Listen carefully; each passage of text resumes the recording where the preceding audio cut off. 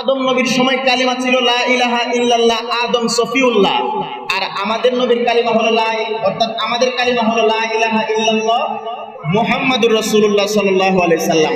তাহলে আদম নবী যখন মারা যাবে, আদম নবী থেকে একজন পয়গম্বর হযরত শীস আলাইহিস সালামকে বলছিলেন যে সন্তান, আমি তোমাকে একটা ওসিয়ত করে যাই, আমি দুনিয়া থেকে চলে যাব, তবে শেষ ওসিয়ত, তুমি কোনো সময় একটা জিকির বন্ধ করতে পারবা না, একটা তাসবিহ কোনো সময় বন্ধ করতে পারবা না।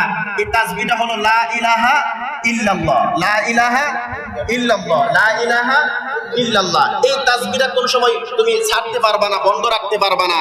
তখন আদম নবী ডাক দিয়া কই, শীস, তুমি আমার সন্তান, আরেকটা তাসবিহ তোমার শিখায়া দেই, লা ইলাহা ইল্লাল্লাহর পরে মুহাম্মাদুর রাসূলুল্লাহ সাল্লাল্লাহু আলাইহি ওয়াসাল্লাম, এই তাসবিহটা তুমি পড়বা। সুবহানাল্লাহ। কারণ ওই সময় তো আদম নবীর জামানায় ছিল লা ইলাহা ইল্লাল্লাহ, আদম সফিউল্লাহ, আদম নবীর কালিমা ছিল। তো শীস নবী ডাক দিয়া কই, বাবা জান, কি ব্যাপার, আমি তো লা ইলাহা ইল্লাল্লাহ বুঝতে পারলাম, কিন্তু মুহাম্মাদুর রাসূলুল্লাহ সাল্লাল্লাহু আলাইহি ওয়াসাল্লাম এই নামটা তো কোনো সময় শুনলাম না। তখন আদম নবী বলছিলেন যে এই নামের কারণে, এই নামের খাতিরে আল্লাহ আমাকে মাফ করছিল, এই নামের খাতিরে নূহ নবী প্লাবন থেকে মুক্তি পেয়েছিল, এই নামের খাতিরে আল্লাহ হযরতে ইউনূস নবীকে ক্ষমা করেছিল, উদ্ধার করেছিল। মুসা নবী এই নবীর মুজিজা দেখার পরে মুসা নবী ডাক দিয়ে বলছিল যে আল্লাহ, এই আখিরি নবীর উম্মত গুলা আমারে তুমি দিয়া দাও। আল্লাহ ডাক দিয়া কই, মুসা, তুমি হলো জলিলুল পয়গম্বর, তোমার এটা দেওয়া যাবে না। তো ঠিক আছে, তাহলে তুমি আমারে ওই নবীর উম্মত বানায়া দাও। তখন আল্লাহ ডাক দিয়ে বলছে, তুমি হচ্ছে জলিলুল কদর পয়গম্বর, তোমাকে এটা দেওয়া হবে না, তোমার উপরে কিতাব নাজিল হবে, এই মুজিজা তোমাকে দেওয়া হবে না। তখন ঈসা নবী আল্লাহর কাছে দরখাস্ত করলো, ঈসা নবীর দরখাস্ত আল্লাহ কবুল করলো। ঈসা নবীর চতুর্থ আসমানে উঠায়া নিল। চতুর্থ আসমানে নেওয়ার পরে কিয়ামতের আগে দাজ্জাল যখন আসবে, ঈসা নবী দুনিয়ার মধ্যে আসবে, ইমাম মাহদী আসবে। ইমাম মাহদী হেরাম শরীফের মধ্যে আযান হয়ে যাবে, ইকামত হয়ে যাবে।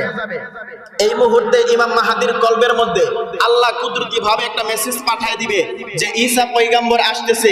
ঈসা নবী দামেস্কের সাদা একটা পাথরের একটা মসজিদ থাকবে, এই মসজিদের ছাদের উপরে সে আগমন করবে, অর্থাৎ নামবে।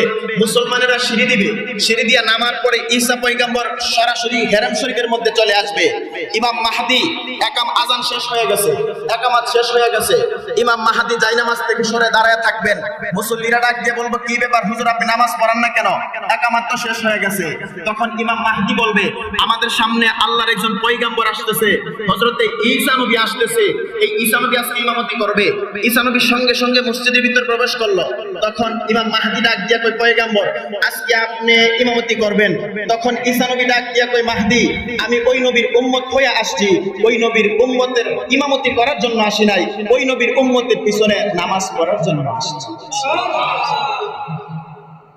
আদম নবী বলছিল যে তুমি এই দুইটা তাসবিহ কখনো বলবা না, একটা হলো লা ইলাহা ইল্লাল্লাহ, আর একটা হলো মুহাম্মাদুর রাসূলুল্লাহ সাল্লাল্লাহু আলাইহি ওয়াসাল্লাম। আর এটাই হলো ঈমান। ঈমান মানে কি? একাত্মবাদীর উপরে বিশ্বাস করা, আমার নবীকে সর্বগুণে মানা, সর্বগুণে বিশ্বাস করা, নবীর সমস্ত গুণ, সমস্ত মুজিজা বিশ্বাস করা। নবীজি আল্লাহর পক্ষ থেকে যা কিছু নিয়ে এসেছেন সব কিছুকে বিশ্বাস করার নামই হলো ঈমান।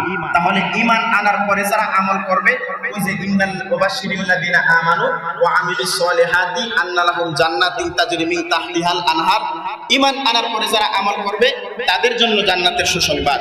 ঈমান আনার পরে যারা নামাজ পড়বে, রোজা রাখবে, হজ করবে, যাকাত দিবে, ঈমান আনার পরে যারা এই কাজগুলো করবে তাদের জন্য জান্নাতের ভিতরে পুরস্কার, আর তারাই হলো উত্তম মানুষ। সুবহানাল্লাহ।